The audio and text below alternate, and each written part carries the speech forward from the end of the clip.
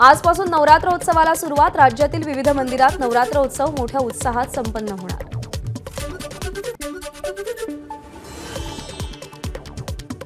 महाराष्ट्राची कुलस्वामिनी तुळजाभवानी देवीची मंचकी निद्रा संपून देवी सिंहासनावर विराजमान. सिंह गाभाऱ्यात तुळजाभवानीची घटस्थापना होणार. कोल्हापूरच्या अंबाबाई मंदिरात आजपासून आदिशक्तीचा जागर. तोफेनं सलामी देऊन नवरात्रोत्सवाला प्रारंभ होणार.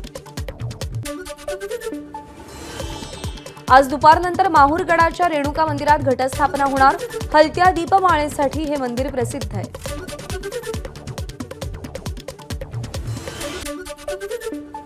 साडेतीन शक्तिपीठांपैकी अर्धपीठ म्हणून ओळख असलेल्या नाशिकच्या सप्तशृंगी देवी मंदिरात घटस्थापनेची तयारी पूर्ण.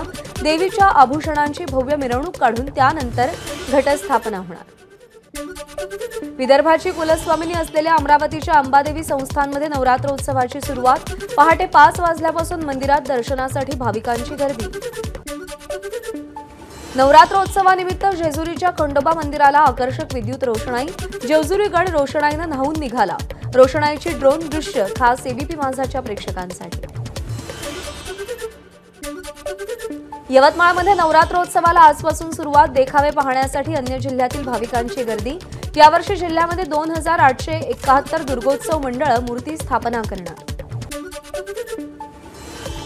ठाण्याच्या टेंभीनाका परिसरातील जय अंबे माँ सार्वजनिक नवरात्रोत्सव मंडळाच्या देवीच्या आगमनाची तयारी पूर्ण. नवसाला पावणारी दुर्गेश्वरी अशी या देवीची ख्याती. बीडच्या अंबाजोगाईतील योगेश्वरी मंदिरात आजपासून नवरात्रोत्सवाला प्रारंभ. 5 लाखांपेक्षा जास्त भाविक दाखल होण्याची शक्यता. मंदिराला आकर्षक अशी विद्युत रोषणाई. विदर्भाची कुलस्वामिनी अंबादेवी आणि एकविरा देवीच्या नवरात्रोत्सवाला आजपासून सुरुवात. मंदिराला आकर्षक रोषणाई. पालघरच्या दापोली गावातील रेणुका मंदिरात महिलांकडून सजावट. शारदीय नवरात्रोत्सवानिमित्त मंदिराला सजावट. नवरात्रोत्सवानिमित्त काढण्यात येणाऱ्या श्री शिवप्रतिष्ठानच्या दुर्गामाता दौडला आजपासून सुरुवात होणार. दौडला 35 वर्षांची परंपरा. भाजपच्या वतीनं यंदाही काळा चौकीतील अभ्युदय नगरमध्ये भव्य मराठी दांडियाचं आयोजन. दरवर्षी 5 दिवस चालणारा हा उपक्रम यावर्षी 7 दिवस चालणार. शरद पवारांची राष्ट्रवादी नवरात्रीचे 9 दिवस धरणं आंदोलन करणार. महिलांच्या मुद्द्यावर 9 दिवस 12 ते 3 दरम्यान निषेध केला जाईल. सरकारला महिलांच्या प्रश्नावरती जाब विचारला जाईल. एकनाथ शिंदे पुन्हा मुख्यमंत्री व्हावे यासाठी देवीकडे साकडं घालणार. संकल्प प्रतिष्ठानचे अध्यक्ष रवींद्र फाटक यांचं वक्तव्य. लोकसभेप्रमाणे आता विधानसभेसाठी शिवसेना ठाकरे गटाचं थीम सॉन्ग तयार. आजपासून विधानसभा मोहिमेला सुरुवात करणार. महाविकास आघाडीचा मुंबईतील 36 जागांपैकी 23 जागांचा तिढा सुटला. ठाकरे गट 13, काँग्रेस 8, शरद पवार पक्ष 1 आणि समाजवादीला 1 जागा. वांद्रे पूर्वच्या जागेवर काँग्रेस आणि ठाकरे गटाचा दावा.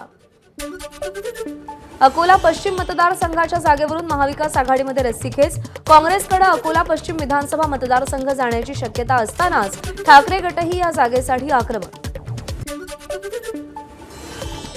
उद्धव ठाकरेंना अकोला पश्चिम मतदारसंघातून उभं करा. अकोल्यातील सामाजिक कार्यकर्ते आणि शिवसेनेचे माजी नेते जावेद जकारिया यांची महाविकास आघाडीकडे मागणी.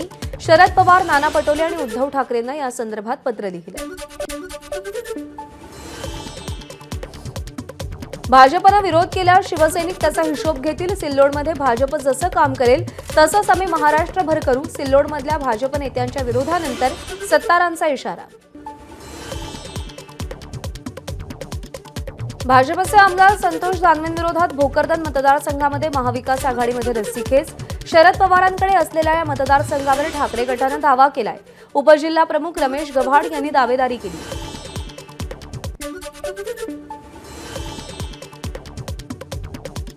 हर्षवर्धन पाटील वेट अँड वॉचच्या भूमिकेत. महायुतीचं जागावाटप होईपर्यंत कोणताही निर्णय घेणार नसल्याची माहिती. उद्धव ठाकरेंची आज दुपारी 1 वाजता शिवसेना भवनात पत्रकार परिषद. विधानसभा निवडणुकीच्या अनुषंगानं पत्रकार परिषद असल्याची माहिती.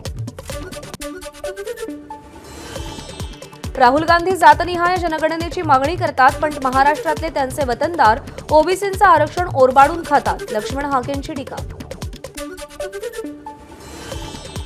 आमदार देवेंद्र भुयारांच्या विधानावर विरोधक राजकीय पोळी भाजतायत। राष्ट्रवादीचे आमदार अमोल मिटकरी यांची प्रतिक्रिया। वरळी हिट अँड रन प्रकरणी पोलिसांकडून आरोपीच्या विरोधात आरोपपत्र दाखल केलं जाण्याची शक्यता। मुख्य आरोपी मिहिर शहानं मद्यपान केल्याचे परिस्थितीजन्य पुरावे पोलिसांच्या हाती। लाडक्या बहिणींना बोनस, नोव्हेंबरचे पैसे ऑक्टोबरमध्येच मिळणार। परळीमध्ये उपमुख्यमंत्री अजित पवार यांची माहिती। आता कळवा आणि मुंब्रा स्टेशनवर जलद लोकल थांबणार। गेल्या अनेक वर्षांपासूनची मागणी अखेर पूर्ण होणार। पश्चिम रेल्वेवर गोरेगाव कांदिवली स्थानकादरम्यान 6व्या मार्गिकेचं काम सुरू। यासाठी आज रात्री 12:30 ते पहाटे 4:30 पर्यंत पश्चिम रेल्वेवर ब्लॉक असेल। मध्य रेल्वेच्या वेळापत्रकात शनिवारपासून बदल। रात्रीच्या कसारा कर्जत लोकल नियमित वेळेच्या 6 ते 12 मिनिटं आधी सोडणार, त्यामुळे वेळापत्रकात बदल होणार। वंदे भारत एक्सप्रेसनंतर लवकरच देशामध्ये हायड्रोजनवर धावणारी ट्रेन सुरू होणार। या ट्रेनमुळे भारताला शून्य कार्बन उत्सर्जनाचं लक्ष्य साध्य करण्यास मदत होईल। रेल्वे हद्दीमधील नाल्यांची आता वर्षभर सफाई केली जाणार। मुंबईमध्ये 25 सप्टेंबरला झालेल्या पावसानं ट्रॅकवर पाणी आल्यामुळे रेल्वे सेवा ठप्प झाली होती। त्यानंतर पालिकेला जाग आली। ऑक्टोबरमध्ये सरासरीपेक्षा अधिक पावसाची शक्यता, तसंच उष्णताही अधिक राहणार। हवामान खात्याचे संचालक मृत्युंजय महापात्रा यांची माहिती। धारावी पुनर्वसन प्रकल्पासाठी मिठागरच्या जमिनी देण्याच्या प्रस्तावाला मुलुंडकरांचा जोरदार विरोध। या प्रकल्पामुळे मुलुंड ते कांजूरमार्ग परिसरात मोठ्या प्रमाणात पावसाळ्यामध्ये पुराची स्थिती निर्माण होण्याची शक्यता असल्याचं मुलुंडकर यांचं म्हणणं। पावसानं दडी मारताच मुंबईमध्ये उन्हाच्या झळा। हवामान विभागाच्या कुलाबा केंद्रामध्ये काल 33.5 अंश सेल्सिअस तापमानाची नोंद, तर सांताक्रूज केंद्रामध्ये 32.5 अंश सेल्सिअस कमाल तापमानाची नोंद। एमबीबीएसच्या दुसऱ्या फेरीतील प्रवेश प्रक्रियेला खासगी वैद्यकीय महाविद्यालयांची स्थगिती। मागण्या मान्य होईपर्यंत स्थगिती कायम राहणार असल्याचं खासगी वैद्यकीय महाविद्यालयांकडून स्पष्ट। वस्त्रोद्योग गुंतवणुकीसाठी शासनाचा OFB टेक कंपनीसोबत सामंजस्य करार। वर्धा जिल्ह्यामध्ये मोठी वस्त्रोद्योग गुंतवणूक होणार। सुवर्णदुर्ग किल्ल्याची युनेस्को टीमकडून हवाई पाहणी। सुवर्णदुर्ग किल्ल्याच्या जागतिक वारसा यादीमध्ये समावेश होणार।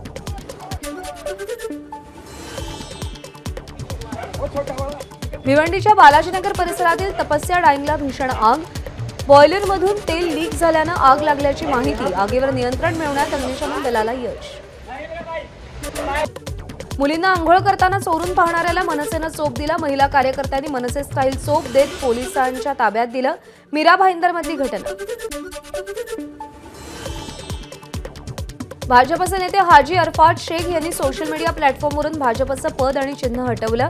हाजी अरफात शेख गेल्या काही दिवसांपासून पक्षावर नाराज। आगामी काळात ते पक्ष सोडणार अशी चर्चा।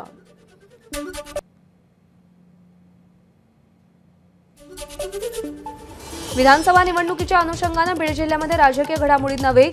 केंद्रीय राज्यमंत्री रामदास आठवलेंची 5 तारखेला बीडमध्ये रॅली, तर आरपीआय गटाकडून केज विधानसभा मतदारसंघावर दावा।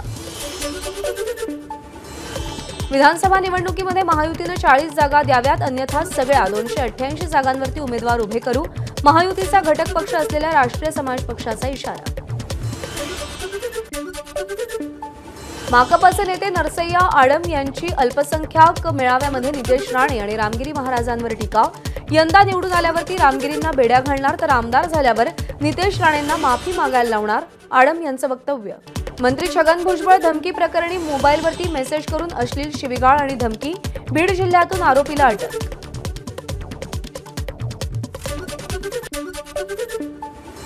अनेक वेळा धमक्या दिल्या जातात, त्याची वाच्यता केली नाही, मात्र वाढीव सुरक्षा मागणार नाही। धमकी प्रकरणावरती छगन भुजबळ यांची प्रतिक्रिया। बुलेट ट्रेनसाठी महाराष्ट्रातील शिळफाटा इथं 21 किलोमीटर लांबीचा भारतातील पहिला भूमिगत समुद्राखालचा बोगदा। यामध्ये ठाणे खाडीतील 7 किलोमीटरचा समुद्राखालील बोगद्याचाही समावेश।